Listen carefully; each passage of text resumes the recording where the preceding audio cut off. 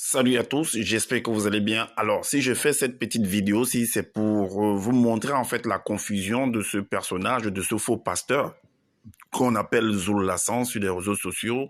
Il est venu en fait en se donnant des titres comme quoi il est le deuxième né de la création. Et pourtant, c'est un menteur, c'est un usurpateur d'identité.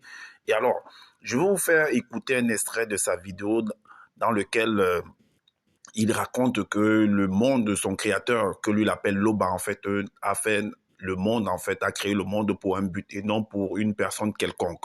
Donc, du coup, directement, je vous fais écouter l'extrait. Alors, on entre dans ma galerie. Et puis, je vais lire, en fait, également un passage dans son propre livre qui dit le contraire, en fait. Parce que s'il a créé, il n'a pas créé le truc pour un but, il n'a pas créé le monde, en fait, pour quelqu'un particulier, pour une personne particulière. Alors, comment se fait-il que, qu'ils disent après que, ou alors même dans ses écrits, que le monde appartient à l'homme noir? Alors, écoutons l'extrait. Quand on dit ici l'œuvre connue, c'est parce que la création avait un but. Le fait de manifester la création visible, que le monde soit, c'était pour un but précis. Donc, premièrement, le monde n'est pas venu par le Big Bang.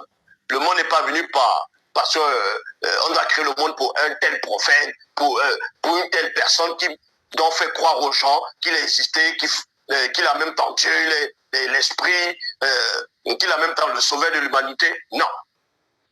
Ok, vous venez d'écouter en fait l'extrait. Vous avez entendu que lui-même il dit que son créateur Loba a créé le monde pour un but et non pour une personne ou pour un sauveur ou pour un prophète. Alors, donc qu'est-ce que lui dit dans l'un des passages de son livre, dans l'Évangile caché de Kodumane au chapitre 30 au verset 8. Voici ce qu'il dit. D'ailleurs, une parole qui est contraire à ce que vous venez d'entendre dans l'extrait. Écoutez, et je vais lire le verset. Il est dit ici que le titre, c'était le complot contre Djoki Sabé. Djoki Sabé, pour lui, c'est le sauveur, en fait. Alors, il dit, le chef des hauts dignitaires poursuivi, encore, il dit, car nous ne devons pas ignorer la vraie histoire de l'homme noir. C'est qu'au commencement, le Créateur avait permis qu'il lui soit donné la terre à lui seul. Et ses descendants sont les véritables héritiers de l'univers visible. Mais comment se fait-il que tu dises dans ton extrait de vidéo que ton créateur a créé le monde pour un but et non pour un sauveur ou bien pour un prophète ou bien pour qui que ce soit? Et après, tu nous dis que le monde appartient à l'homme noir. Si le monde appartient à l'homme noir, selon ce que tu as écrit dans ton livre, ça veut dire que il a créé le monde pour quelqu'un. Donc, pour une personne qui est l'homme noir.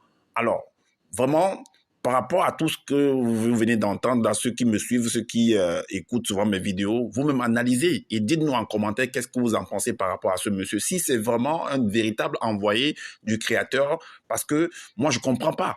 Dites-nous vraiment dans les commentaires. Et partagez massivement cette vidéo afin de faire connaître en fait les propos de ce monsieur qui est en train d'apporter des enseignements, soi-disant qui dit qu'il est le deuxième né de la création, qu'il est là pour libérer en fait les Noirs. Donc voilà, c'est ce que je voulais partager avec vous parce que, bon, peut-être beaucoup sont là, pensent que je suis en train de raconter du n'importe quoi. Alors, je vous dis à bientôt pour une prochaine vidéo et prenez soin de votre santé. Ciao.